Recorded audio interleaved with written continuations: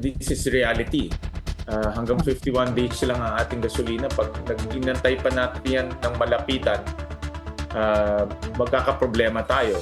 Kung mayroon tayong mga assurance na makakakuha tayo ng supply for the after 50 days, then hindi na kailangan mag-ration. Hindi na biro ang krisis sa langis, kaya naman sinusulong na ang pagrarasyon ng gasolina.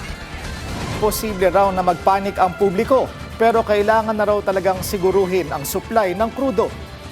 May dagdag kalbaryo ngayong Semana Santa, wala raw munang wage hike para sa mga manggagawa.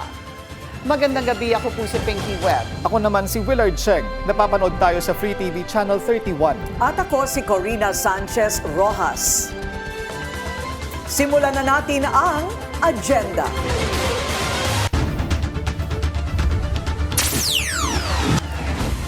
Discount sa airport fees, epektibo na. Latest sa Holy Week Exodus, alamin. Dapat nang mag-fuel rationing? Rekomendasyon ng Senate Protect Committee nasa palasyo na. No wage hike for now. Panukalang taas sahod, tinabla ng dole. Huwag daw mamirata, DSWD Rex Gatchalian galit sa ilang ride-hailing firms. Katapusan na ng giyera, US military campaign sa Iran, posible raw tapusin ngayong buwan.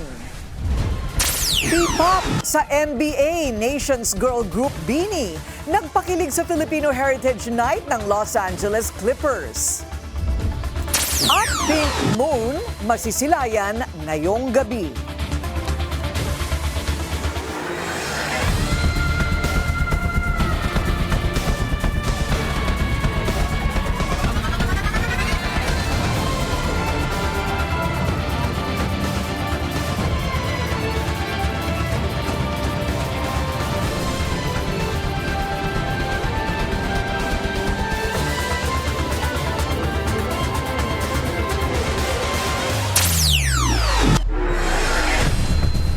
Kaunting ginhawa para sa mga biyahero ngayong Holy Week dahil epektibo na ang tapyas sa airport fees sa mga paliparan na pinapatakbo ng CAAP. Ang detalye sa agenda report ni Hannah T. Siya ay live mula sa NAIA Terminal 3. Hannah, dagsana ba ang mga pasahero sa ngayon?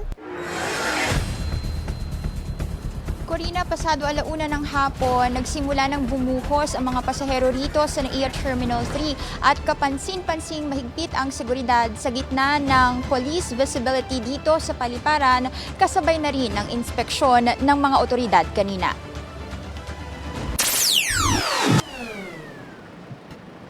Epektibo na simula ngayong araw ang discount sa airport fees sa ilang paliparan.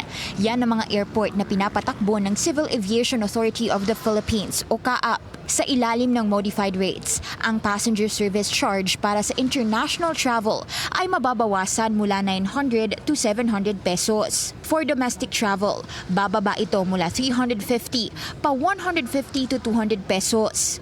May bawas na rin sa Principal Class 1 at 2 habang kalahati ang ibinawas sa community airports na mula 100 ay pa 50 pesos na lang. Bukod sa passenger service charge, may tapyas din ng up to 50% sa aeronautical fees ng mga airline o katumbas ng 5,000 pesos per landing. Ayon sa mga naunang panayam sa CAAP, may inisyal silang 3 buwan na offer para dito, pero they will play by ear kung kakailanganing i-extend ang mga discount. Inaabisuhan ng publiko na mag-check ng flight advisories at maagang dumating sa mga airport para maiwasan ang aberya sa biyahe. Nagkasari ng security inspection ngayong araw ang Office for Transportation Security sa NAIA Terminal 3. Nasa 200 bala na raw ang nakumpiska nila ngayong Semana Santa. Nasa 100 nito, composed of live and blank ammunitions, ay nasabat daw sa NAIA. 8 to 15 bullets per day ang nakukumpiska raw nila at karamihan sa mga dahilan ng mga pasahero rito ay pagturing nila sa mga ito bilang ammunets o anting-anting. Pero tila pinaka-nakakabahala raw ang nasabat nilang ammunition mula sa isang babaeng pasahero sa Palawan Airport kamakailan. Dalawang magazine ng M16. So obviously hindi mo dapat kitang-kita yon eh. And about 36 ammunitions eh. So mabigat na yon. So imposible para sabihin mo na hindi mo alam na may ganon. Nahaharap sa kasong illegal possession of ammunition ng pasahero. Ipinaalala naman ng kaap sa mga biyahero ang pagsunod sa regulation sa dangerous goods, gaya ng mga power bank, lithium battery, mga flammable liquid gaya ng gasoline at paint thinner. Ilan din sa dangerous goods ang aerosol at butane, mga corrosive substance gaya ng acid at bleach, at mga paputok.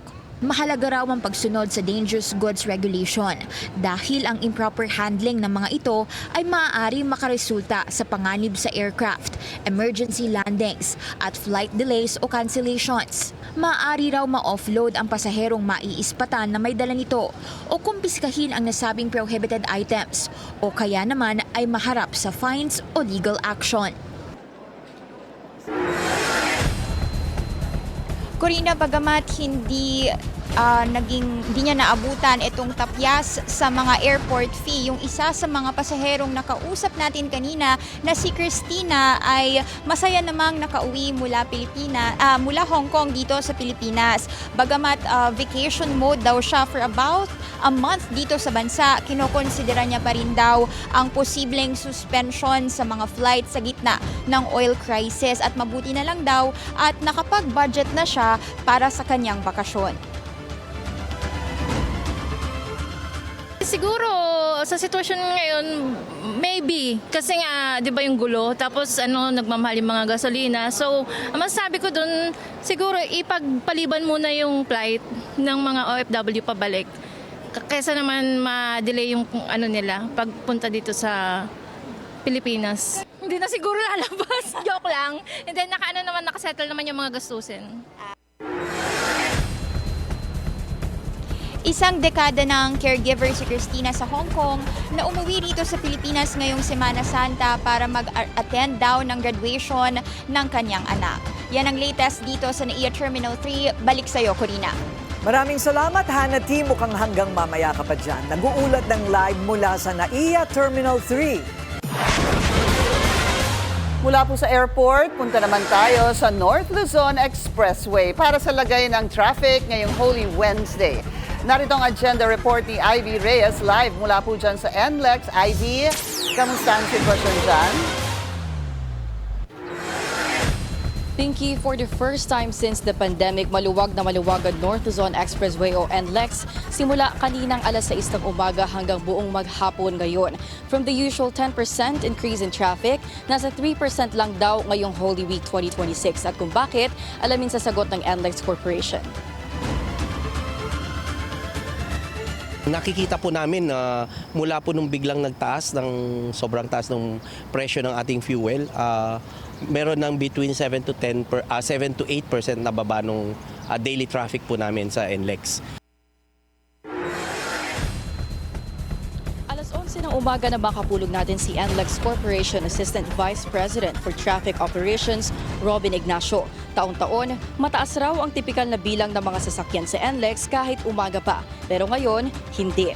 Sakaling dumami naman ang mga motorista simula kaninang hapon hanggang sa mga susunod na araw, nagpatupad na ng counterflow scheme mula Balintawak hanggang Marilao for northbound trips simula noong March 27 at magtatapos April 6. Bukod sa walang traffic, wala ring naiitalang major vehicular accident sa NLEX sa ngayon. At ang tanging naoobserbahang paghaba ng pila ay ang cash lanes.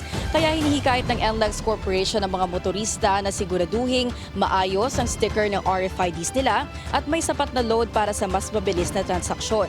Pinky, bandang 1:40 p.m. sumikip-sikip ang NLEX nang humaba ang pila sa toll plazas. May 3 p.m. hanggang alas 5, maluwag na ulit ang trapiko. May siguro 50 meters lang na haba sa RFID lanes pero agad din daw bumalik sa light status ang trapiko rito. Talagang bumaba raw ang bilang ng mga motorista sa NLEX kahit hindi pa Holy Week, bunsod ng pagtaas ng presyo ng petrolyo nitong Marso.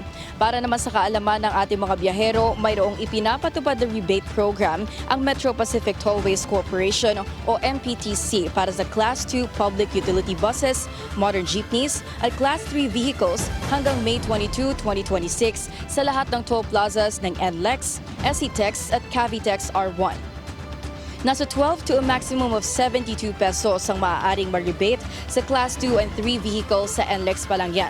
Tuwing Thursday sa kapapasok ang crediting kapag qualified ang isang Class 2 or 3 vehicle. Ibig sabihin nag-apply ito through MPTC's website at kumpleto ang dokumento gaya ng ORCR ng sasakyan, ang ID ng operator, certification mula sa LTFRB at may sapat na laman ng RFID. Pero sa ngayon hindi kasama dito yung private vehicle sa rebate program na ito. At paalala lang din na meron pong schedule ang free wifi ng NLEX dahil hanggang bukas lang, Holy Thursday, ang wifi para sa mga biyaheng norte sa Shell Balagtas, Petron Lakeshore at PTT SC Tex. Para naman sa mga biyaheng timog, magbubukas ang free wifi service ng NLEX from April 4 to 5 sa Seoil SC Tex, Caltex Megastation, Shell of Asia at Petron Bukawi. Pinky, mula alas 5 hanggang 6 p.m. maluwag ang trapiko rito sa NLEX taliwas sa inaasahan ng NLEX Corporation na pagdagsa ng mga motorista dahil huling araw na ng trabaho at pasok ng karamihan sa mga biyahero ngayon. Tanging yung 1 to 3 p.m. window lang talaga yung nakapagtala ng mahaba-habang linya dahil ayon sa NLEX Corporation, tumaas o umakyat mula daw sa hourly number of passengers or vehicles na 3,400 to 4,300 yung bilang ng mga sasakyan dito sa NLEX. At nang mag 5:30 din dito sa NLEX ay muling humaba o bagyang humaba yung pila dito sa cash lane pero yung RFID lanes ay nananatiling maluwag hanggang ngayon. Yan muna ang update mula dito sa NLEX. Balik sa iyo, Pinky. Nag-half day na kasi, hindi ba, Ivy, yung sa government. Kaya siguro nagkaroon ng spike dyan sa oras na sinabi mo around 1 p.m. Maraming salamat sa iyo, Ivy Reyes, nag-uulat ng live mula sa NLEX. Tulad ng NLEX, mas magaan din ang daloy ng mga sasakyan ngayon sa South Luzon Expressway kumpara sa Holy Week noong nakaraang taon. Narito ang agenda report ni Ryan Reloban ng Abante, live mula sa SLEX. Ryan, ano ang iyong update? Willard, hindi ramdam ang dami ng mga sasakyan na dumadaan sa ilang pangunahing kalsada sa South Luzon Expressway o SLEX ngayong Semana Santa. Ito ay batay sa monitoring ng pamunuan ng SLEX simula kagabi ng Martes Santo hanggang kaninang umaga, tanghali at hapon. Ayon kay retired Major Leopoldo Junito, ang NLEX spokesperson at overall head ng Traffic Safety Management and Security Department, na dapat sa mga ganyang panahon ay inaasahan nila ang siksikan ng mga sasakyan sa expressway. Dati na ito po, taon, mga ganitong Miyerkules Santo, umaga pa lang po, para sa mapapansin natin na talagang volume na po at halos sa kaya natin na nagbibiyahe. Pauwi ng mga probinsya. Pero sa ngayon po, talagang simula kagabi, ngayong kaninang umaga at ngayong kaninang tanghali, inoobserbahan po namin pero talagang light traffic po ang ating mga expressway. Ika si Kyle Osorio na nakapansin na kakaunti lang ang mga sasakyan sa SLEX simula nung bumiyahe sila kahapon papunta sa Pansol, Laguna para mag-company outing. Siguro po dahil din sa price hike ng gas, kaya wala masyadong bumiyahe. Usually po pag Holy Week, madami nang nag-outing, pero dahil po siguro mataas na yung presyo ng gasolina, wala na po masyadong nagbabalak na mag-outing, lalo na po sa mga malalayo.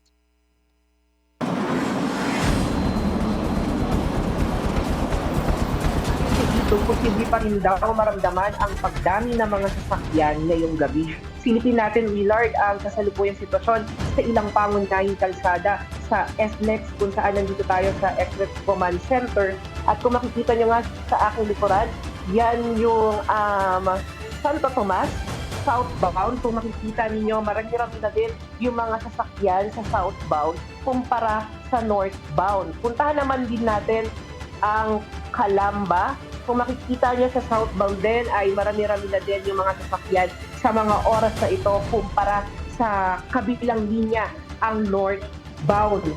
Pinumpirma rin sa ating YouTube na simula nung tumaas ang presyo ng langis ay na-monitor na nila ang pagbaba sa 10% hanggang 15% ang bilang ng mga sasakyan na bumabagtas sa SLEX. Katumbas yan, Willard, ng 90,000 hanggang 100,000 na mga sasakyan per day. Samantala, sa buong araw na pagbabantay natin dito sa SLEX Command Center, ilang Graspar ang naitala sa kahabaan ng Mamplaza at Santo Rosa, Laguna. Nagkaroon rin ng banggaan ng dalawang sasakyan sa Calamba intersection na nagdulot ng bahagyang kumpul-kumpol ng mga sasakyan. Kaya naman oras-oras ang pagpapatrolya ng mga traffic marshal, nakaantabay rin ng mga tow truck, ambulansya at rescue team. May tip na paalala ng pamunuan ng SLEX sa mga motorista na tiyaking maayos ang kondisyon ng mga sasakyan, may load ang kanilang RFID at higit sa lahat, sumunod sa mga batas sa trapiko para iwas aksidente at matiyak ang ligtas na biyahe ngayong Holy Week. Yan muna ang update dito sa SLEX Command Center. Balik sa iyo, Willard. Ingat sa mga driver at iba pang mga bumibiyahe. Maraming salamat. Ryan Reloban ng Abante, nag-ulat ng live mula sa SLEX. Pampanga naman ang next stop ng mga inspeksyon ng DPWH. Umarangkada na rin ang road clearing operation sa mga national highway para siguraduhing swabe ang mga biyahe ngayong Holy Week. Narito ang agenda report ni Ian Maghanoy. Abala sa pagpepenitensya ang mga mandarami na ito sa Mabiga, Mabalacat City, Pampanga sa kahabaan ng MacArthur Highway. Kasabay ng kanilang debosyon ang inspeksyon ng DPWH sa nagpapatuloy na pagkukumpuni sa daan. Kaya ang mga mandarami, literal na nasa kalbaryo ay naharangan pa ng road repairs at dulot nitong pagbigat ng daloy ng trapiko. Konting pasensya na lang sa mga nagpipenitensya, iwasan na lang natin, huwag tayong masyadong bibigay, lalo na sa mga area na dito sa Central Luzon na talagang tradisyon na yung pagpipinitensya. Nasa 30 minuto lang naman ang itinagal ng patchwork. Pero makakaasa yung mga motorista natin na talagang wala muna tayong mga obstruction, wala muna tayong mga construction, para lang tuloy-tuloy yung daloy ng traffic. At kahit pakasagsaga ng Semana Santa, hindi rin sinanto ng mga otoridad ang mga pasaway na motorista ng Jasa Road. Umarangkada na rin kasi ngayong Holy Wednesday ang nationwide road clearing operation ng DILG, DOTR at DPWH sa mga national highway. Notorious kasi itong Jasa at saka yung MacArthur na yung mga truck, minsan hindi na lang sa shoulder humihinto na sa kalye mismo. And dahil doon, tumutukod yung yung traffic. Pasensyahan na lang tayo sa mga truck driver natin, pero hindi talaga sila pwedeng huminto sa kalye. Bali, ang ibig sabihin ng gobyerno, pagbabawalan ng lahat ng mga motorista na pumarada lagpas sa linya na ito ng mga national highway. Pwede naman daw silang pumarada dito sa shoulder. Kinatatayuan ko para hindi sila matikitan. Sa ngayon, sa mga national highway ng mga probinsya muna ipinatutupad ang road clearing operations. Lahat daw kasi ay nasa probinsya para sa Semana Santa.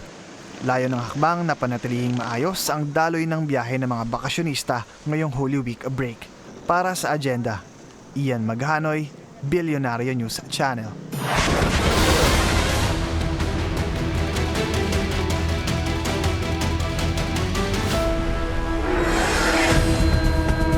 Posible mang ikabahala ng mga Pilipino, tingin ni Senator Sherwin Gatchalian, panahon na para magrasyon tayo ng krudo. Isa pa raw hakbang para makatipid sa gasolina, tigilan na ang convoy ng mga politiko. Nagbabalik si Hannah T. para sa detalye. This is reality.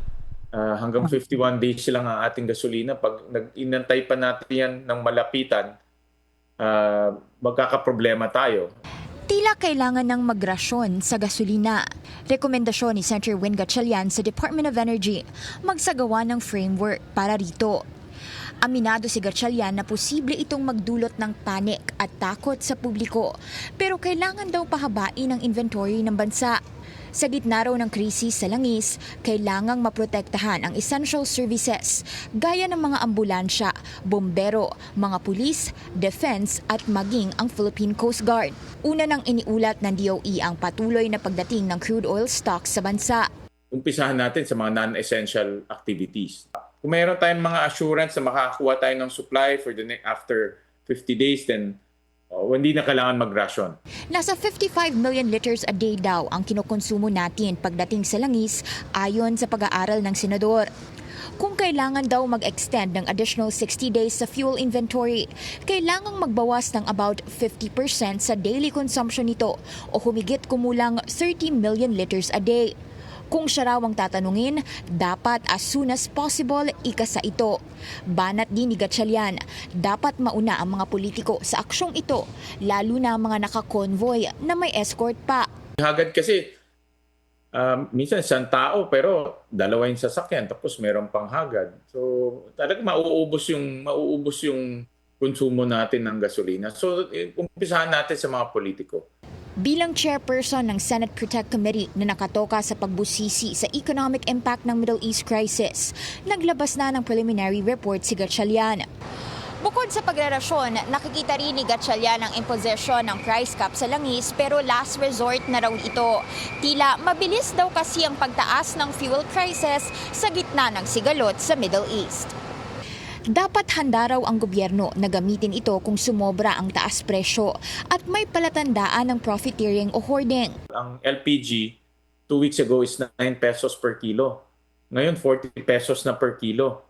No? At alam naman natin lahat ng karinderya, lahat ng mga household consumers, almost 90% ng household consumers LPG saka mga negosyo. Makakaapekto yan. No? Pinadala na raw sa palasyo ang committee report at nakatakdang magkasaulit ng pagdinig si Gatchalian ngayong Abril. Para sa agenda, Hannah Tia, Billionaire News Channel. Sa kabila ng lumalalang krisis sa langis, wala raw aasahang wage hike ang mga manggagawa sa ngayon.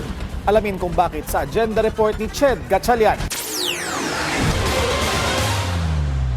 Wala pong national wage increase sa May 1. Maliban na lang kung merong isa batas. Yan ang sagot sa ngayon ng Labor Department sa mga panawagan na magkaroon ng national wage increase.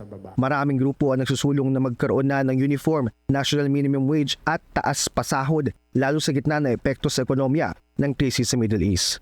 Dapat itaas ang sahod ng mga manggagawang Pilipino na 1,200 pesos sa buong bansa sa kanilang arawang sahod. Lahat tayo tinamaan ng krisis, kaya dapat yung aksyon ng gobyerno ay yung mga solusyon na magkakaroon ng impact para sa lahat. Nandyan din ang Senate Bill number 1856 na tinutulak ni Senator Loren Legarda para sa dagdag 200 pesos sa daily minimum wage ng mga manggagawa sa buong bansa.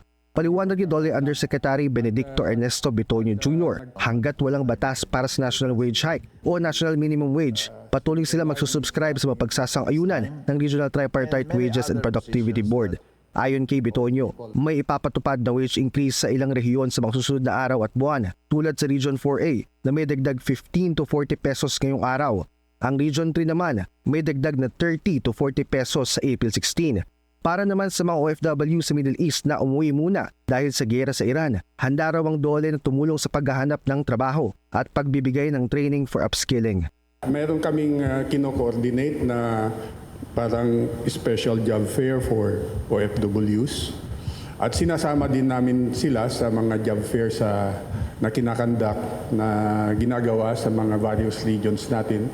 Dagdag ni Bitonio, may 1.2 billion peso additional budget na mapupunta sa mga programa nito para sa mga apektadong manggagawa.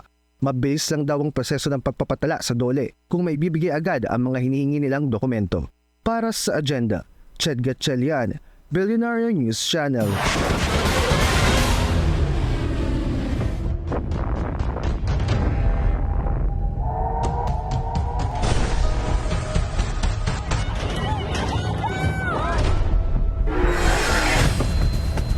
Dumepensa ang White House matapos ang pahayag ni Pope Leo na hindi raw nakikinig ang Diyos sa mga pasimuno ng giyera. Si US President Donald Trump naman nagbigay na ng timeline kung kailan matatapos ang digmaan. Yan ang agenda report ni Laika Cuevas. Good afternoon. afternoon, everyone. Could you hear our amen in there? We just said a Sinagot na ng little White House prayer ang as a team. maanghang na pahayag ni Pope In this Leo holy- that God rejects the prayers of leaders who wage war. I don't think there's anything wrong with our military leaders or with the president calling on the American people to pray for our service members and those who are serving our country overseas. In fact, I think it's a very noble thing to do. Wala mang binanggit na pangalan ng Santo Papa. Matagal na rin niyang binabatikos ang opensiba ng Israel at Amerika laban sa Iran. I'm told that President Trump recently stated that he would like to end the war. Hopefully he's looking for an off-ramp. Hopefully he's looking for a way to decrease the amount of violence, of bombing, which would be a significant contribution to removing the hatred that's being created and that's increasing constantly in the Middle East and elsewhere. Una nang sinabi ni US President Donald Trump na posibleng matapos na ang military campaign sa Iran sa loob ng 2 hanggang 3 linggo. All I have to do is leave Iran, and we'll be doing that very soon, and they'll become tumbling down. We're hitting them very hard. Last night we knocked out tremendous amounts of missile-making facilities. Inaabangan ngayong Miyerkules ng gabi sa Estados Unidos ang address to the nation ni Trump kung saan magbibigay siya ng update sa gyera sa Iran. Para sa Agenda, Laika Cuevas, Billionaire News Channel. Niyanig ng pagsabog ang Beirut matapos ang isa na namang missile strike ng Israel. Kita sa video ang pagsalpok ng rocket sa isang gusali malapit sa main airport road ng Lebanese capital.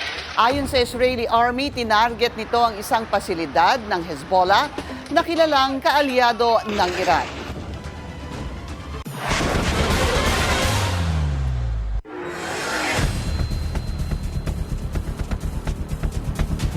Bahagyang nakabawi ang piso kontra dolyar sa unang araw ng Abril. Nagsara ang palitan sa 60.16 matapos itong sumadsad sa all-time low na 67.48 kahapon. Nangyari ito bago ang long Holy Week break kung saan may seasonal increase sa OFW remittances. Paliwanag din ni RCBC Chief Economist Michael Ricafort at Jonathan Rabelas, Director ng E-Management for Business and Marketing Services. Ito'y dahil umaayos ang sitwasyon sa gitnang silangan. Nagpahayag kasi si US President Trump na maaaring matapos na ang gyera sa Iran sa loob ng 2 o 3 linggo. Ipauubaya na rin daw ni Trump sa ibang mga bansa ang pagresolba sa issue sa Strait of Hormuz. Inaasahang maglalaro sa 59.90 hanggang 60.40 ang halaga ng piso sa susunod na linggo.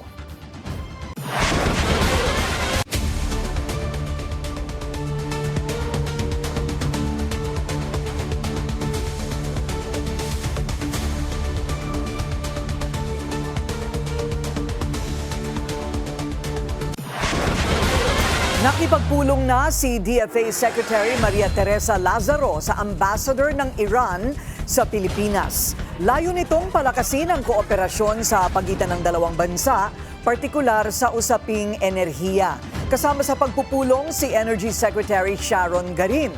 Una nang inutusan ni PBBM ang DFA na makipag-ugnayan sa Iran dahil sa lumalalang krisis sa langis. Nais ng Pangulo na payagan na sanang lumusot ang Philippine-bound vessels sa Strait of Hormuz kung saan dumadaan ang 1/5 o 20% ng langis ng buong mundo. Mga turista sa Baguio City ngayong Semana Santa kumonti kumpara noong nakaraang taon. At DSWD Secretary Rex Gatchalian bakit nagalit sa ride-hailing firms? Susunod yan sa Agenda.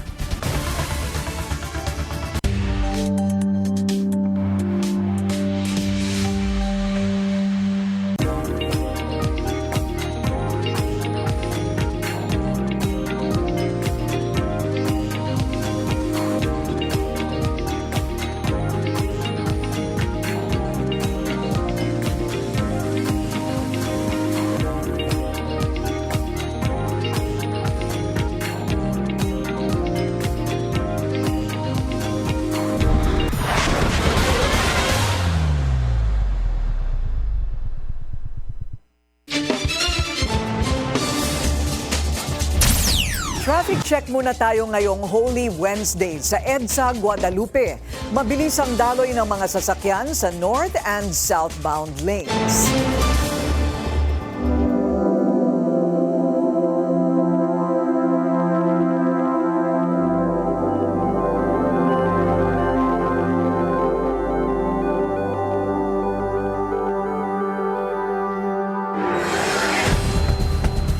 Nag-inspeksyon ng PNP sa mga bus terminal sa Metro Manila.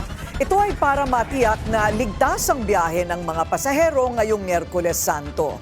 Ang detalye sa agenda report ni Isaiah Mirafuentes ng Abante. Dagsa ng mga pasaherong pauwi ng kanilang mga probinsya sa mga bus terminal sa EDSA Cubao. Bitbit nila ang kanilang mga malalaking bagahe dahil ang karamihan sa susunod na linggo pa ang balik sa Maynila. Kagaya na lamang ni Jack, mag-isang pupunta sa Baler Aurora para makita ang kanyang girlfriend.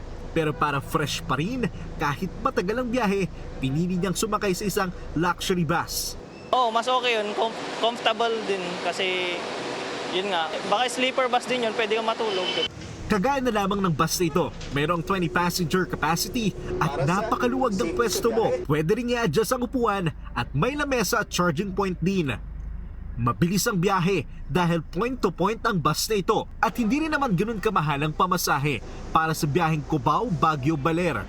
Kasama na rito ang libreng pagkain at free use ng blanket sa mga ginawin. May palikuran din for more comfort at simula last month, nagdagdag ng bagong ruta sa Bataan at Clark. Dahil sa pagdagsa ng mga pasahero, nag-inspeksyon si NCRPO Chief Police Brigadier General Anthony Abirin at ayon sa kanya, generally peaceful ang lagay ng buong Metro Manila sa ngayon. Yung pananamantala ay palagi po ang ating kapulisan dyan na nagbabantay to make sure na ligtas ang ating mga kababayan, lalong-lalo na po yung ating mga kababayan na bibiyahe. Nag-ikot rin siya kanina sa PITX sa Parañaque kung saan inaasang aabot sa 190,000 hanggang 200,000 ang mga pasahero ngayong araw. Si PNP Chief Jose Melencio Nartates Jr. nag-ikot din sa iba't ibang bahagi ng Metro Manila. Inuna niya ang Baclaran at sumakay ng LRT-1 papuntang Quiapo at LRT-2 mula Recto hanggang sa na station. Ito ay para makita at ma-inspeksyon nila ang sitwasyon ng mga trends sa NCR. Para sa agenda, Isaiah Mirafuentes, Abante. Isang summer capital of the Philippines sa mga dinadayo tuwing Holy Week. Kamusta naman kaya ang dating ng mga turista ngayong may krisis sa langis? Alamin natin sa agenda report ni Alex Asalil ng Abante. Live mula po dyan sa Baguio City. Alex, marami na bang umaakyat dyan? Nako, Pinky, Holy Wednesday at tagsana mga turista dito sa Baguio City. Ngayon para sa Semana Santa Break. Pero mas kaunti pa rin daw ang biglang mga dumayo rito kumpara nung parehong panahon noong isang taon. Kapansin-pansin sa iba't ibang bahagi ng lungsod ang bahagyang pag-unti ng mga turista, lalo na ngayong holiday bunsod ng patuloy na krisis sa langis na nakakaapekto sa gastusin sa pagbiyahe. Mula sa mga bus terminal hanggang sa mga kilalang pasyalan, hindi na kasing siksikan ng mga tao kumpara sa mga nakaraang Holy Week. Dahil rito, apektado rin ang ilang mga negosyo, lalo na ang mga umaasa sa mga turista bilang kanilang pangunahing customer. Medyo matumal naman lang pero sakto lang naman po yung makakaramihan po ng tao. Medyo may kauntian lang naman po talaga. Sa kabila nito, marami pa rin ang piniling magbakasyon ngayong Semana Santa sa Baguio City para maranasan ang malamig na klima. Iba-iba ang kanilang mga dahilan. May first-time visitors, ang iba naman ay sinamantala ang bakasyon ng mga estudyante para makapagpahinga at makapasyal kasama ang pamilya. I've never been here before and the weather in Tarlac is like over 35 degrees and here it's very comfortable. Despite ng mahal ang oil ngayon, napangako kasi namin dun sa isang anak ko, nakakuha siya ng, alam niyo na, honor. Ngayon, pumunta kami dito despite mahal siya. So, kasama namin yung pamangkin namin, ang buong family. Yun, pero ang sakit sa bulsa. Umaasa ang mga negosyo sa Baguio na magtutuloy-tuloy ang pagdating ng mga bisita sa mga susunod na araw. Pagkatapos kasi ng Holy Week, summer break naman ang nagpapainganyo sa mga turista na umakyat rito. Sa gitna ng tumataas sa gastos at hamon sa ekonomiya, nabawasan ng mga turista sa summer camp ngayong Holy Week, nananatili ang pag-asa mabubuhay ang sigla ng mga bisita sa lungsod. Pinky? Alex, gaano na kalamig ngayon dyan sa Baguio City?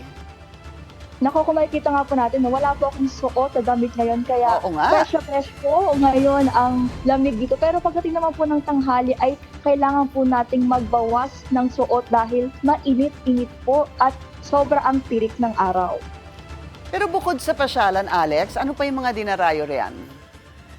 Yes, Pinky, no, maliban sa mga Burnham Park, Mines View, isa na po ang dinarayo dito sa Baguio City, ang Baguio Cathedral na nasa aking likuran. Bago po matapos ang pinakahuling misa kaninang alas 6 ay dumagsa ang mga turista rito, hindi lamang mga Pilipino, kundi pati na rin ang mga foreigner. Pinky? Maraming salamat sa iyo, Alex Asalil ng Abante, nag-uulat ng live mula po dyan sa Baguio City. Tulad ng Baguio City, go-to place din kapag Semana Santa ang Puerto Galera. Alamin natin ang sitwasyon doon sa Agenda Report ni Joash Malimban, live mula sa Calapan City sa Oriental Mindoro. Joash, ano ang iyong update? Willard, nasa Calapan City na tayo ngayon, pero kanina nga ay kagagaling lang natin doon sa Puerto Galera, which is one of the most famous vacation spots here in Oriental Mindoro. At ang napansin natin, hindi pa ganoon karami yung mga bakasyonista na nandoon. Ayon sa mga nakausap natin na business owners, bukas pa raw talaga inaasahan yung pagdagsa ng mga tao. Kaya marami nun sa mga accommodation ay fully booked na raw dahil nga bukas yung start ng Holy Week break ng marami. At most of the vacationists doon, sinabi nila na talagang sinadya nila na as early as Palm Sunday ay pumunta na sila sa Puerto Galera nang sa gayon ay maranasan nila yung island experience with their family nang hindi sumasabay sa dagsa ng maraming tao. Mula sa mahabang pila sa Batangas Port hanggang sa ilang oras na pagsakay sa Roro, hindi alintana sa mga turista ang mahabang biyahe. Makapunta lang sa Puerto Galera sa Oriental Mindoro. Kilala kasi ito sa white sand beaches, magagandang diving spots, at iba't ibang nature-centered tourist destinations. Malagris at Italy ang kumpulan ng mga yate sa Muel Puerto Galera Pier. At buhay na buhay ang nightlife, from parties to fire dance performances. Kaya para mas ma-enjoy ang island experience, maraming mga bakasyonista umuna na sa Puerto Galera bago pa man ang inaasahang dagsa bukas dahil sa Holy Week break. Tulad na lang ng mag-asawang Efrel at Armie Vidal na last day na today matapos ang kanilang 3-day vacation mula Lunes. Parang naisipan lang namin aalis nga ngayong Holy Week habang hindi pa, kasi Monday, Wednesday hindi pa masyadong, busy pa sila sa work. Tapos, since taga Batangas, so sabi namin, dun na lang kasi parang ang lapit pero hindi pa namin napupuntahan. Marami kayong pwedeng gawin dito sa may Puerto Galera, depende na lang sa beach area na inyong pupuntahan. Kung gusto nyo ay scuba diving, pwede kayong pumunta doon sa may Sabang Beach. Pero kung halimbawa, galang pampamilya o galang pantropa ang inyong hanap, pwede kayong mag-jet ski, mag-banana boat at iba pang water activities dito sa may White Beach. Bagaman fully booked na ang maraming beach resorts mula bukas hanggang Sabado, sinabi sa amin ni Marwin Candaba, may-ari ng White Beach Lodge and Restaurant, na inoobserbahan pa rin nila ang dami ng mga dadayong turista ngayong Holy Week. Sa mga nakaraang taon daw kasi, Lunes Santo pa lang, halos hindi na magkamayaw ang kanilang staff sa dami ng mga bakasyonista. Pero dahil sa biglaang pagtaas ng presyo ng mga bilihin at ng pamasahe, may ilan daw silang advance bookings na napilitan ng magpa-reschedule. Kasi yan na naman aming ibinebenta yung aming bayan ng Puerto Galera at saka yung aming malilinis na dalampasigan at beaches. So, yung mga turista na nais pumunta ng Puerto Galera, hinihikayat namin na itry nyo ang Puerto Galera kung hindi pa sila nakakapunta ng Puerto Galera, bagamat mayroong konting pagtaas ng presyo ng pamasahe. Si Jay Gamab naman na halos taon-taon bumabalik sa White Beach Lodge mula 2005, napilitan ding mag-budget ngayong taon dahil sa mahal ng presyo ng krudo at pamasahe. Company outing daw kasi ang pakay nila ngayong taon na ilan buwan na ring nakaplano. Naki-line up yung island hopping namin, kaso nga lang since nga na medyo napunta sa gasolina, sa pamasahe, so medyo tinrim down namin. So yung mura lang na water activities na lang yung ginawa namin. Sa patuloy na pagtaas ng presyo ng mga bilihin, sinabi naman ng ilang business owners na sana raw ay paglaanan pa rin ng mga turista ng budget at panahon yung pagbabakasyon, lalo na ang kanila raw main source of income ay turismo talaga doon sa area ng Puerto Galera. Pero panawagan din daw nila sa pamahalaan ay sana raw magkaroon ng mas coordinated na pagtugon sa pagtaas ng mga presyo nang sa gayon ay makapaganda both yung business owners, yung mga resort owners, pati na rin yung mga nagbabakasyon ng kanilang mga budget at yung mga kinakailangan nilang paglaanan ng gasto sa kanilang pagbabakasyon. Yan muna, latest dito sa Calapan City sa Oriental Mindoro. Balik sa iyo, Willard. Joash, mukhang gumala ka na rin sa Galera. Matanong ko na lang din, so wala kang nabalitaan na mga nag-cancel ng kanilang mga reservations dyan? Willard, kanina nakausap natin yung isang resort owner nga dun sa may White Lodge. At ang sabi daw nila, may ilan daw na nagka-cancel ng reservation last minute dahil nga ay sa biglang pagtaas ng presyo ng fares. Yun daw yung main reason na kanilang naobserbahan. Yung iba nagpa-reschedule naman para daw sa later dates na lang na umaasa na siguro in the next time or in next weeks, bababa ulit yung presyo ng pamasahe sa barko mula Batangas Port papunta doon sa Puerto Galera. Samantala, yung iba naman business owners ay patuloy pa rin silang nangihikayat doon sa mga turista na sana raw ay magkaroon pa rin ng mga booking at pumunta pa rin yung mga turista ngayong Holy Week break sa kanilang mga area, lalo na doon sa may White Sand Beach na ating pinasyalan at pinuntahan kanina, Willard. Maraming salamat. Joash Malimban, nag-uulat ng live mula sa Calapan City sa Oriental Mindoro. Kung nasa biyahe ang marami sa ating mga kababayan para umuwi ngayong Holy Week, ilan naman ang nasa kalsada para ipakita ang kanilang pananampalataya. Alamin natin ang latest sa prosesyon sa Baliwag ngayong Miyerkules Santo. Sa agenda report ni Joan Manalo, nag-uulat live mula sa Bulacan. Anong oras nagsimula ang prosesyon, Joan? Corina, isa-isa na nga nagsilabasan na ang mga karosa mula dito sa St. Augustine Parish sa Baliwag, Bulacan. Mga pasado, 6:00 nang magsimula sila sa kanilang prosesyon na kung saan nasa 128 na mga imahe ng mga poon at santo ang nakilahok ngayong taon. Bahagi nga ito ng pag-alala sa naging buhay, misyon at pagpapakasakit ni Poong Hesukristo ngayong Semana Santa. Isang magkapatid na sina Manuel at Tin Eliana sa mga deboto ni Santa Maria Jacobe. Kaya maaga pa lang ay naghahanda na sila para sa pagsama ng karosa ni Santa Maria Jacobe sa Holy Wednesday Procession sa Baliwag, Bulacan. Binihisa ng asul na damit at puting belo si Santa Maria Jacobe at pinalibutan din ng makukulay na bulaklak ang kanyang karosa. Ang kwento ng nanay ko, mga 12 or 14 years old pa lang siya.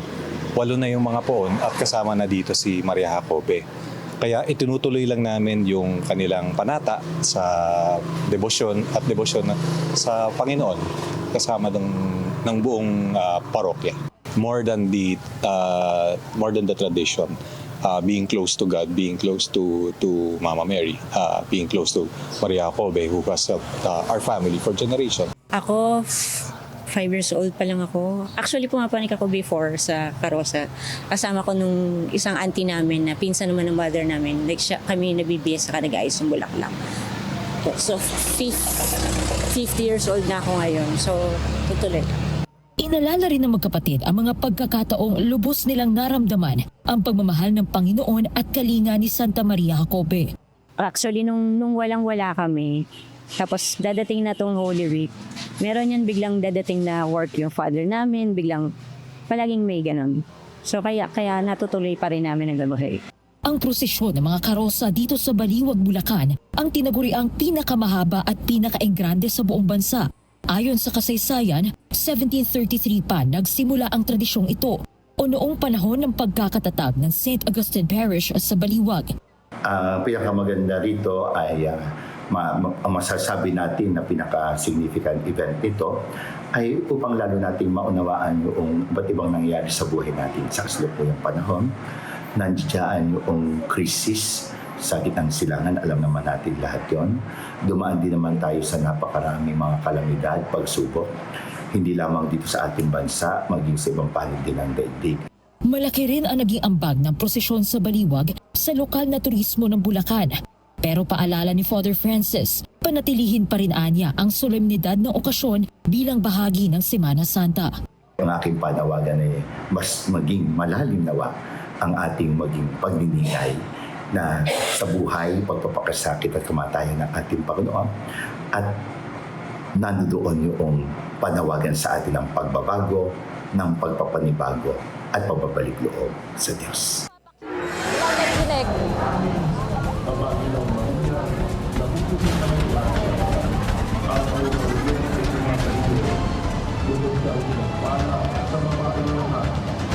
Corina, tansya ng mga kamarero aabot ng hanggang sa 6 na oras o higit pa ang buong prosesyon dito sa Baliwag ngayong araw. Tulad na nabanggit ko kanina, iikot yung mga karosa sa mga pangunahing kalsada na nakapalibot dito sa simbahan. Kabilang na nga ang R.E. Chico na isa sa mga may pinakamahabang stretch nitong buong ruta na dadaanan ng mga karosa. Dadaan din ito sa may palengke at sa tinatawag nilang Plaza Naning hanggang sa makabalik ito dito sa St. Augustine Parish. Nasa 5 kilometro ang kabuang haba ng ruta ng Holy Wednesday procession nila ngayon. At bukod dito sa mga kamarero ay nakikita din natin yung iba't ibang mga kabataan na kasama yung kanilang mga magulang, mga pamilya ngayon dito sa simbahan. At sabi ng mga deboto dito, mga kamarero, ay isinama rin talaga nila itong kanilang mga anak o itong mga young ones, para malaman nila yung kahalagahan nitong tradisyon na sineselebrate ng Baliwag, Bulacan ng napakatagal na. At ito nga, bilang bahagi nga rin noong pag-alala ng naging sakripisyo ng Poong Hesukristo ngayong Semana Santa. At yun na muna pinakahuling balita mula dito sa Baliwag, Bulacan. Balik sa iyo, Corina. Maraming salamat, John Manalo. Nag-uulat live mula sa Baliwag, Bulacan.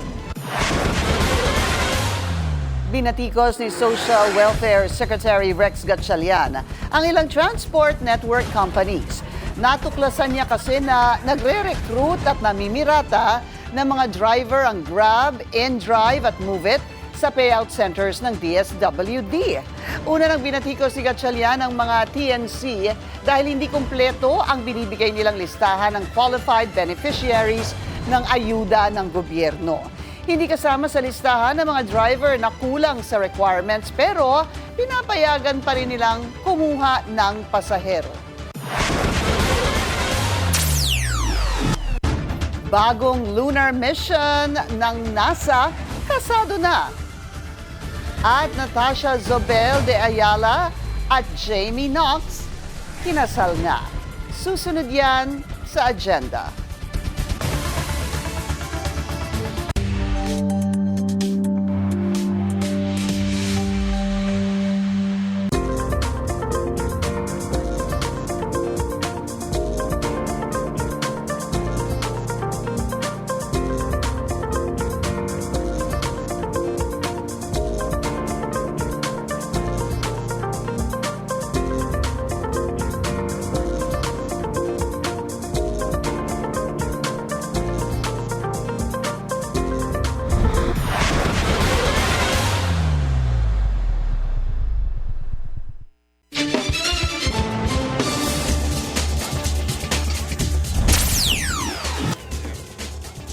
Ulit tayo sa EDSA Mega Mall. Moderate ang daloy ng mga sasakyan. Sa northbound lane, mabagal naman ang sa southbound lane. On track ang launch ng Artemis II ngayong April 1. Ayon sa NASA, 6:24 p.m. US time ang nakatangdang launch na magpapadala ng 4 na astronaut sa isang 10-day journey around the moon and back. Ito ang unang lunar mission ng NASA since 1972.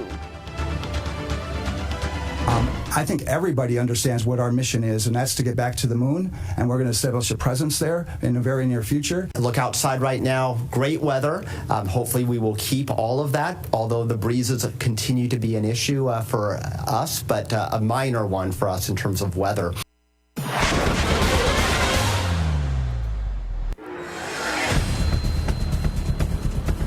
Pumalag si US President Donald Trump sa utos ng federal judge na ipatigil ang konstruksyon ng ballroom sa White House. Ayon sa court ruling, kailangan ito ng congressional approval. Nagkakahalaga ito ng $300 to $400 million. Pero giit ni Trump, galing sa private donations ng wealthy companies and individuals ang pondo para sa proyekto. Many things have been built in the White House. They haven't gotten congressional approval, especially when the money is being not put up by the taxpayer. The taxpayer's not putting up a dime. Direktang sumulat kay PBBM ang isang batang babae mula sa Camarines Sur para isumbong ang mga umano'y pang-aabuso ng isang opisyal sa kanilang barangay. Ang sagot ng Pangulo sa Agenda Report ni Ivy Reyes. Galit na galit daw ang Pangulo nang mabasa ang liham ng isang estudyante mula sa Caloocan Elementary School sa Tinambak na nanawagan kay PBBM ng tulong dahil sa umano'y mga insidente ng pang-aabuso ng isang kagawad sa kanilang lugar. One of my sisters, Ivy, loves to read.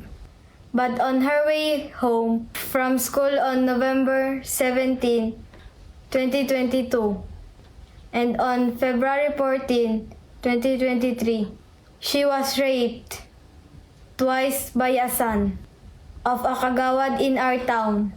Ivy got pregnant from the first rape, and the kagawad kidnapped her, sent her to Montalban, and had the baby aborted and murdered.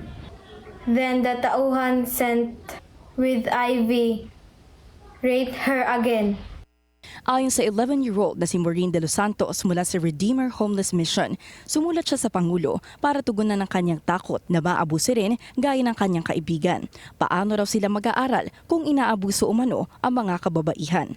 Naikwento rin ni Maureen na may ilang taga-gobyerno raw ang nagpapahirap sa kanilang buhay dahil sa pagpuputol ng kanilang kuryente. Ang kagawad na ama raw ng nang-abuso sa batang pinangalanan niyang si Ivy Elpa, tinatakot daw sila at ninanakaw ang kanilang mga pananim. Sumagot si PBBM at sinabing halos naiyak siya sa kwento ni Maureen. Nagpadala na rin daw siya ng pulis sa kanilang barangay para protektahan ang mga batang gaya ni Maureen.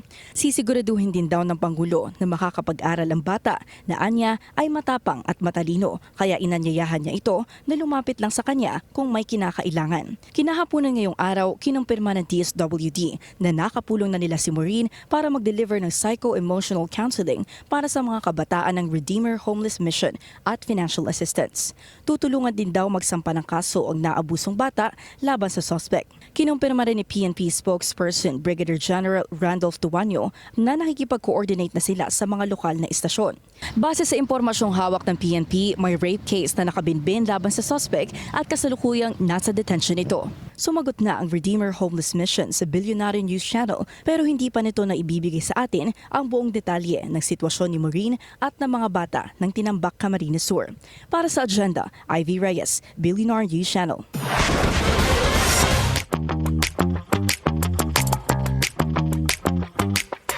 Keep up sa NBA. Before their historic Coachella debut, nagpakilig muna ang bini sa Filipino Heritage Night ng Los Angeles Clippers. Yan ang Agenda Report ni U.S. correspondent Steve Angeles. Pinoy pride and surprises sa Intuit Dome for the Los Angeles Clippers Filipino-American Heritage Night. These Filipino Heritage Nights with the sports team, that's just a great way to bring the community together and just to celebrate who we are as Filipinos in Los Angeles. We're excited to be here. We're excited to represent our culture. Hosted by Barrio Entertainment, the event celebrates the Filipino community's love of basketball. But ang cherry on top, a special appearance by the nation's girl group, BINI. Sumayaw ng pop superstar sa harap ng arena before the game, then appeared sa court during the pregame warm-ups, putting on special custom Clippers jerseys. Na-surprise ang Philam fans.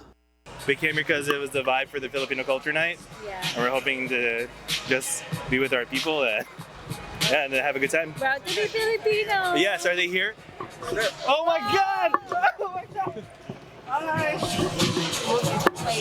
During the game, they even appeared on the big screen receiving a warm welcome. This comes ahead of the debut sa iconic Coachella Music Festival on April 10 and 17. Friends, events, family, giveaways, surprise guests. These are just a few of the things that makes the Clippers Filipino Heritage Nights one of the most highly anticipated community gatherings of the year. Steve Angeles, Billionario News Channel, Los Angeles. Here's another gift that keeps on giving. BTS dropped a surprise teaser para sa music video for 2.0. No word yet kung kailan i-release ang MV, but ito na presumably ang second single from their mega hit comeback album, Arirang, following Swim.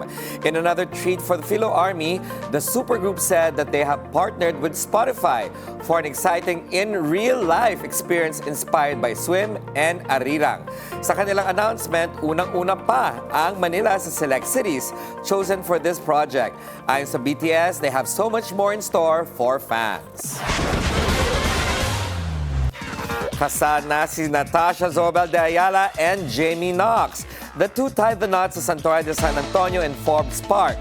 Sa video shared by Mav Rufino, Natasha was walked down the aisle by her father, Fernando Zobel de Ayala. After the ceremony, the newlyweds were seen hopping on a colorful jeepney. Nakabarong si Jamie while Natasha wore a simple strapless white gown with a pearl choker.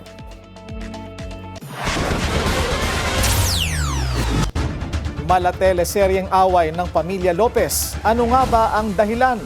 At Arnold Schwarzenegger, ginawaran ng honorary doctorate. Susunod yan sa agenda.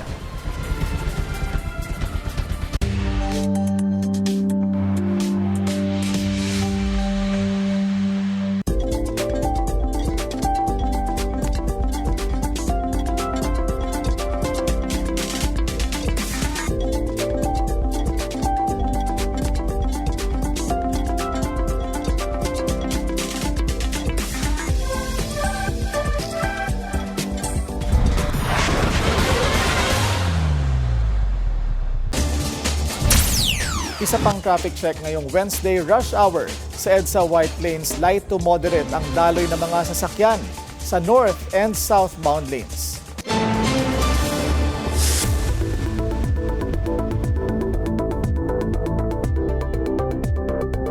Parang kapamilya, teleserye at succession ang kwento ng away ngayon sa pamilya Lopez na nauwi na sa demandahan ng kapamilya laban sa kapamilya dahil sa isyu ng pera at negosyo.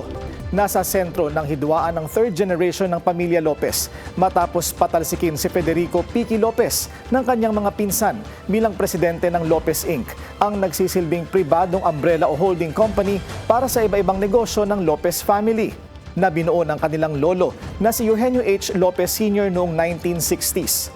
May tig-2 board member sa Lopez Inc., ang bawat branch ng mga anak na lalaki ni Don Enying.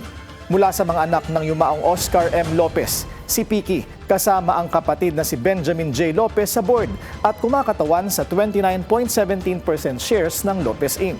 Kapantay nila ang shares na hawak ng mga anak ng yumaong Manolo M. Lopez, kabilang sina Miguel Ernesto Lopez at Martin Mark Lopez.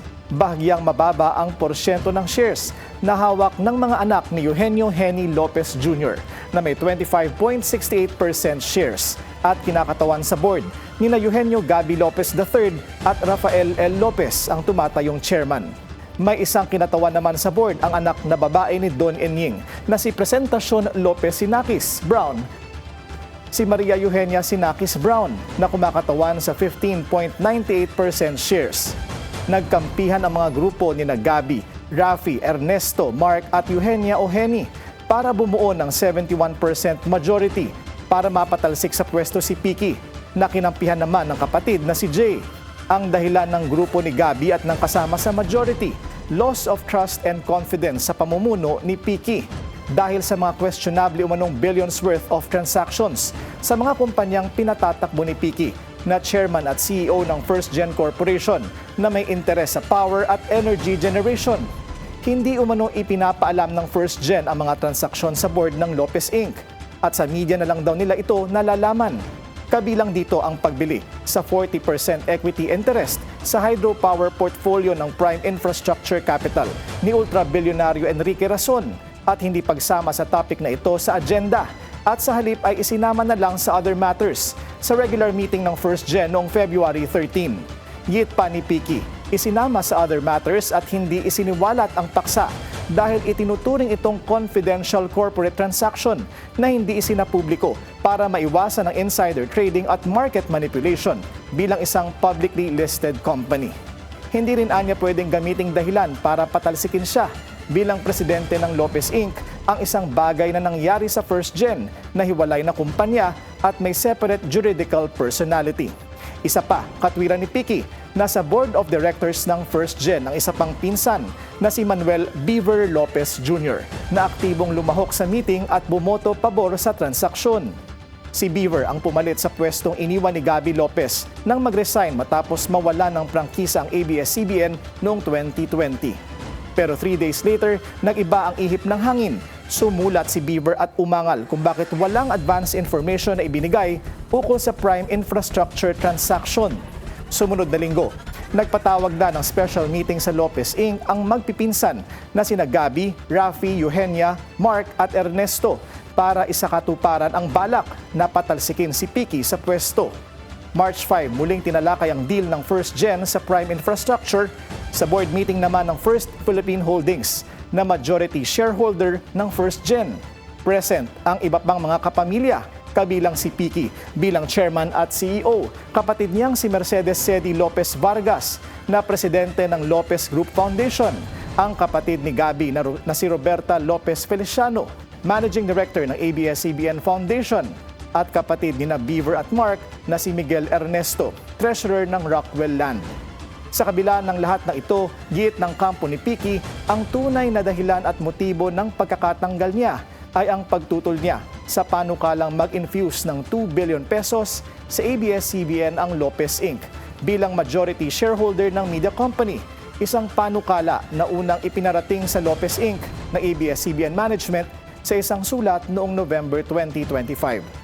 Bukod kay Picky, tutol din dito ang mga kapatid niya na sina Jay at Cedi dahil hindi pa nasasagot ng ABS-CBN ang mga anilay unresolved audit findings.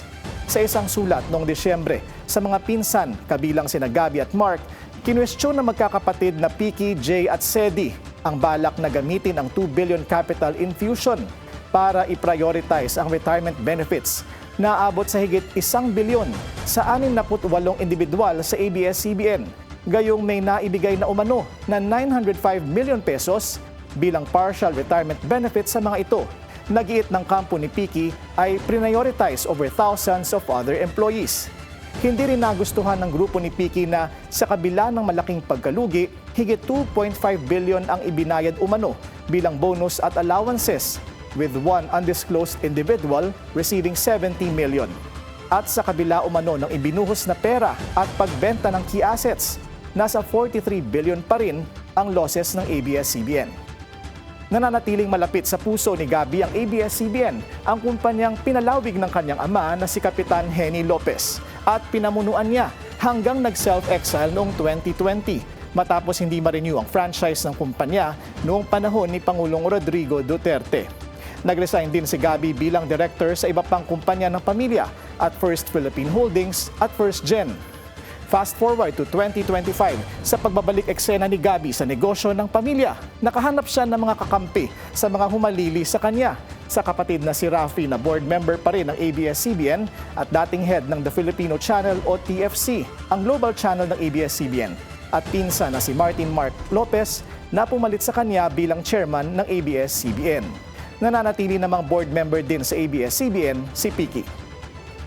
Ayon sa isang historian, unity and closeness ang naging secret weapon for success ng pamilya Lopez na napatunayan sa harap ng sari-saring pagsubok sa mga nakalipas na panahon mula digmaan, Marcos dictatorship at ABS-CBN shutdown.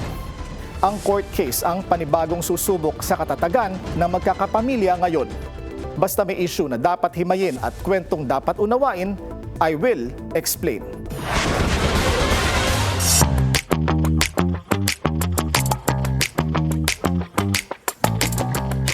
May achievement na naman si Arnold Schwarzenegger. The actor, bodybuilder, and politician received an honorary doctorate from Ulster University in Belfast, Northern Ireland. He was recognized for his contributions to public service, arts, and environmental advocacy. Schwarzenegger first visited the university for a competition when he was a young bodybuilder. Naging memorable daw sa kanya ang experience since it was also his first attempt at public speaking. May advice din siya for students. The world is a very competitive place, and I want you to succeed. And I want you to create a vision and have a goal. What is it that we're going after? And that is what you go after, no matter what it takes, no matter how much work it takes, no matter how many times you fail, you go after that. You see it in front of you.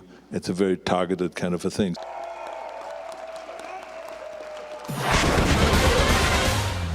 May very high-profile guests sa opening night ng Chicago the Musical at the Kennedy Center. Present sina U.S. President Donald Trump and First Lady Melania, who even received a standing ovation upon arrival. This comes a week after a coalition of U.S. historical preservation and architectural groups sued Trump and the Kennedy Center's board. Anila, unauthorized ang planong major reconstruction ng Performing Arts Complex. The renovation will begin in July and will shut down the facility for 2 years.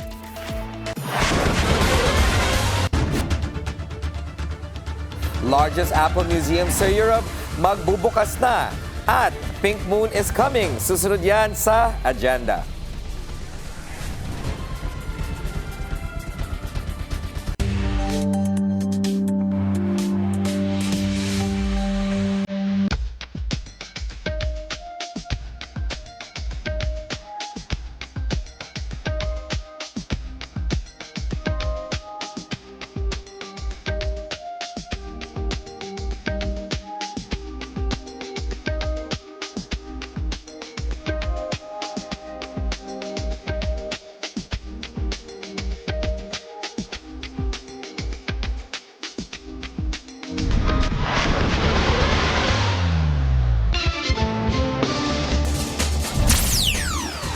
Traffic check ulit tayo sa EDSA Camp Aguinaldo Gate. Green and go ang mga sasakyan sa northbound lane. At update naman tayo sa lagay ng panahon mula sa ating ka-weather, BNC resident meteorologist Benison Estareja. Benison? Corina, patuloy ang epekto ng mainit na easterlies o hanging silanganin po sa halos buong bansa. Base sa observed heat index kanina ng Pag-asa, pumalo po sa 47 degrees ulit ang naramdamang init dito po sa may Vera Catanduanes na sinundan ng 42 degrees Celsius sa may Mambusaw, Capiz. Pareho po itong dangerous levels of heat index. Bukas, April 2, posibleng umabot pa ng 46 degrees ang maramdamang init sa may Vera Catanduanes, Mambusaw, Capiz, 42 degrees pa rin at 41 degrees sa ilang pambahagi ng ating bansa. Kaya ka-weather, ugaliin pa rin ang pag-inom ng tubig at iwasan ang nakakapagod na gawain sa tanghali para iwas heat stroke. Sa rainfall forecast ng DOST Pag-asa ngayong Huwebes at Biyernes Santo, sa Luzon po may daraang may hinang ulan sa Batanes. Sa Huwebes po yan dahil sa northeast wind flow o yung malamig na hangin galing sa may silangang Asya. And for the rest of Luzon, generally magiging maaraw pa rin po mula Huwebes hanggang Biyernes at sasamahan lamang ng minsang maulap na kalangitan, lalo na po dito sa may Bicol region. Sa Palawan at Visayas, kagaya sa Luzon, magiging maliwalas din ang panahon sa maraming lugar ngayong Huwebes at Biyernes, maliban pa rin sa mga saglit na kaulapan. Habang dito po sa Mindanao, madalas ding maaraw tuwing umaga, ngunit pagsapit ng hapon, posible ang pagkulimlim, kaya nagbaon po ng payong kung lalabas ng inyong bahay, sakali magkaroon ng mga pag-ulan or mga thunderstorms. Sa darating naman po na Easter weekend, kung saan marami ang dadagsa sa beach at mga pasyalan, ihanda pa rin ang payong, shades at sunscreen dahil mananatili pa rin maaraw po sa Luzon at Visayas at bahagyang kumukulimlim naman sa dakong hapon. Habang sa Mindanao, asahang dadalas pa ang pag-ulan, lalo na po sa may Caraga Region, Davao Region, Zamboanga Peninsula at Bangsamoro, kaya't mag-ingat na rin sa banta ng biglaang pagbaha at pagguho ng lupa. Ka-weather, kasabay ng Artemis 2 mission ngayong Huwebes ng umaga, nakatakda ring maganap ang astronomical event na Pink Moon. Huwag po ma-confuse dahil equivalent din ito sa full moon na nagaganap kada buwan. Sa Huwebes, April 2, sa ganap na 10:12 ng umaga, oras po sa Pilipinas, aabot ng peak fullness ang buwan, subalit masasaksihan pa rin naman yung pink moon ngayong Miyerkules at Huwebes ng gabi. Ang isa pang catch, hindi rin po ito magiging kulay pink and instead ay magiging malaginto ang magiging kulay nito. Dinawag lamang itong pink moon sa Europe at North America dahil kasabay ng unang full moon ng spring season ang pamumulaklak ng halaman doon na tinatawag nilang moss pink. At yan muna ang napapanahong balita ngayong Miyerkules. Ako ang inyong ka-weather, Benison Estareja, nagsabing ang swerte darating sa tamang panahon. Buhay na buhay rin ang paggunita ng Semana Santa dito sa Metro Manila. Alamin natin ang sitwasyon sa Our Lady of Mount Carmel. Sa Agenda Report ni Ched Gatchalian live mula sa Quezon City. Ched, kamusta ang sitwasyon dyan? Pinky, dagsana ang mga Catholic devotees dito sa National Shrine of Our Lady of Mount Carmel sa Quezon City. Grupo-grupo ang mga yan mula pa kaninang hapon, lalo na dagdagan ng dumating ang mga sasakyan nang magsimula ang unang misa para sa gabi ng Miyerkules Santo. Puspusan ang naging paghahanda para sa gaganaping misa ngayong gabi at sa iba pang aktibidad ng Minor Basilica of the National Shrine of Our Lady of Mount Carmel. Pamilya at barkada ang tumutungo sa simbahan para magnilay-nilay at magdasal ngayong Miyerkules Santo. Hi, BNC! Have a meaningful Holy Week, BNC! Si Arnold, youth coordinator ng simbahan, naghahanda na rin para sa mga gagawing aktibidad ng mga kabataan ngayong Holy Week. Pinaghahandaan po namin ngayon ng youth ministry is yung activity po na hawak namin, which is yung sa 7 last words. So yung pinaghahandaan namin ngayong Holy Week. We observe fasting and syempre yung prayer. Para sa kanya, mahalaga pa rin sa mga kabataan na makilahok sa mga gawain ng simbahan ngayong Semana Santa para mapatibay ang kanilang pananampalataya. It is a way to practice our faith, no, to deepen our knowledge and understanding in our faith. No, and mas maunawaan natin kung ano yung sakripisyo na ginawa ng ating Diyos para sa atin. Si Nanay Ceres naman at ang kanyang pamilya, tradisyon na raw ang taunang pagbunita sa mahal na araw. Tinagis na namin yan, our family tradition. For penance mo rin sa ng sins mo throughout the year. Mula Quezon City, tungong BGC, dama pa rin ang pag-alala sa mahal na araw. Nakatayo ang 14 stations of the cross mula 5th Avenue hanggang 1 Bonifacio High Street. BGC Faith Walk daw ang tawag dito na mistulang lakad dasal o posisyon sa gitna ng modernisadong syudad.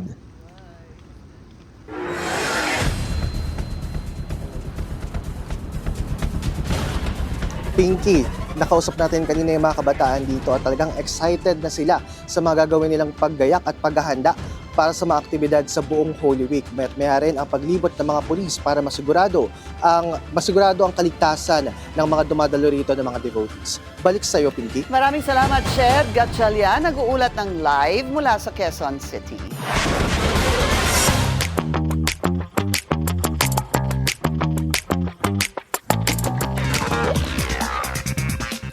Magkasama na naman umano sina Catherine Bernardo at Lucena City Mayor Mark Alcala, this time in Thailand. Sa viral photos, sila low-key no more pa ang rumored couple as they were allegedly spotted sa Bangkok airport without face mask. Usap-usapang papunta sila sa Bhutan to celebrate Catherine's 30th birthday, but some netizens are criticizing their supposed trip. It's happening daw kasi while the Philippines is reeling from the impact ng Middle East crisis. No confirmation so far from either Catherine or Alcala kung nasa abroad nga sila.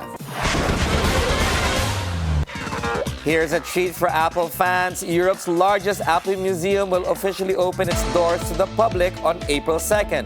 Located ito sa The Wall in Utrecht, the Netherlands, and will coincide sa 50th anniversary ng tech giant. Spanning over 2,000 square meters, the museum traces Apple's history from Steve Jobs' garage to iconic milestones such as the Apple I. We started, I think, 5 or 6 years ago with the idea to tell stories about Apple and to tell people who are passionate about it how it came to be and what history was behind most of the stories and most of the products we know today.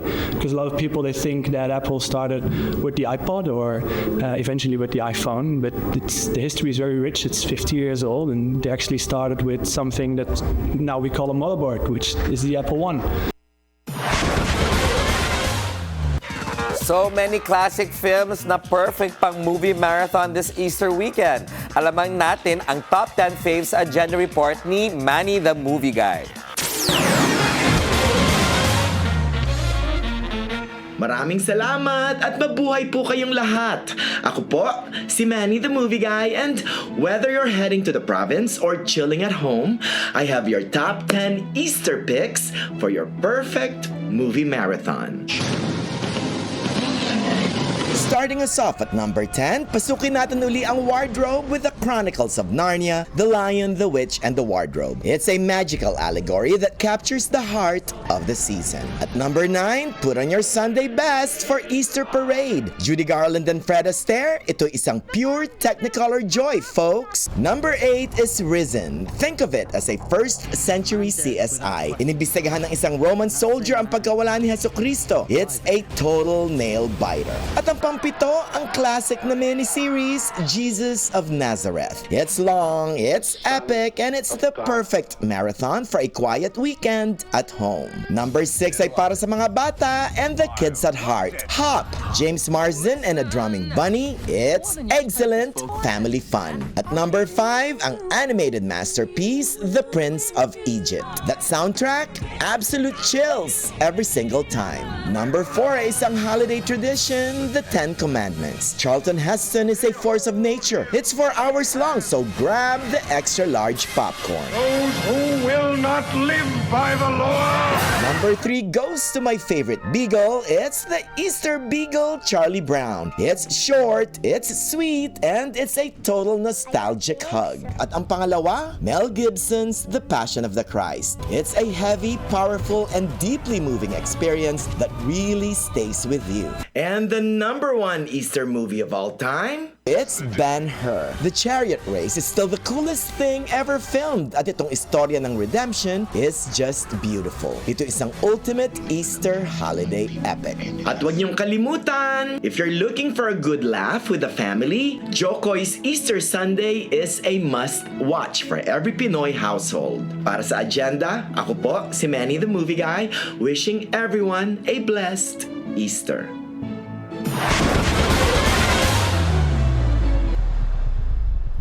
At yan po ang ating agenda. Nagmamadali ka, samantalang magbabakasyon ka na. Uy, hindi. Nagmamadali na. Nagmamadali Tayo na. naman lahat. Siya nagmamadali, tinuruan lang niya ako. Kaya nga nagkamali nga ako, alamang instead of alamin. Pasensya na, gusto ko ng bagoong at Sabi ko, ano yung mangga. bagoong ba yun? Sabi niya, alamang, okay. Saan ka pupunta, Willard? Dito lang sa Manila. Really? The most restful place this Tama. Holy Week. That's so true, no? Oo nga. Si Benison. Halika dito, Benison. Halika dito, Benison. Halika. Pakita natin. Pwede bang Ben na lang? Ben na lang. Benison na Ben siya, E. bata pa ako. May outfit si Benison. Ano daw? Oh, friend of Billionaire yung outfit. Oo. 5J po, Cebu Pacific. Friend natin yan sa Saan ang Billionaire. flight mo tonight? Paano?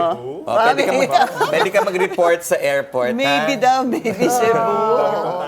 Terminal 3 ka mag-report, kagaya ni Hanati. Oo nga. O, saan ang bakasyon mo? Di mo pa alam. May pasok po ako bukas sa Ay, Friday. may pasok. Oo. Dito lang din po sa Maynila by weekend. O yun. Ako ang pinakamagandang pupuntahan. Yes, where? Hindi natin sasabihin. Hindi, pwede ko sabihin. Oh, saan ka pupunta? Magpapaturok ako. Tapos, matutulog ako hanggang linggo. Mabubuhay ka na after 3 Tapos days. sasabayan ko ang si Jesu Cristong muling mabuhay Ayan. ng Sunday. Isn't that the best? It is the best. That would be the best. Talagang tulog ka lang hanggang linggo. Sarap nun. O, di ba? O, Pero why parang not? kailangan mo gumising para kumain. Ha? Kailangan mo gumising para kumain at magdasal. Forced fasting. Tagal, no? Tagal? Forced fasting. Eh wala tayo. Di magpapaswero na rin ako. Para busog na, tulog pa. Para may nutrisyon. Pwede yun. You know, they should really offer those things. Forced sleeping. At si Ginang Milyonaryo, Sa kabilang isla lang, madam, ginang milyonarya. Ginoong Milyonaryo. Saan sa? Sa kabilang isla. Ganun pala yun. Isla naman talaga siya Okay, well, I wish everybody a nice, meaningful, restful, Holy Week, everyone.